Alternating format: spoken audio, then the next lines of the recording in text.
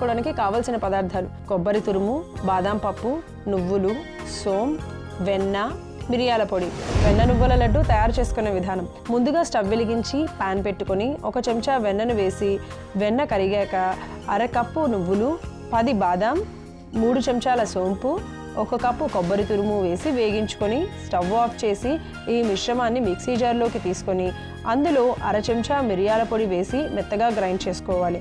Grind చేసుకున్న మిశ్రమాన్ని ఒక బౌల్లోకి తీసుకొని చేతికి నెయ్యి రాసుకొని చిన్న చిన్న లడ్డూల్లాగా చేసుకుంటే కంటి చూపును మెరుగుపరిచి కళ్ళను బలంగా ఉంచి స్ట్రెస్ను తగ్గించే వెన్న నువ్వుల లడ్డు రెడీ.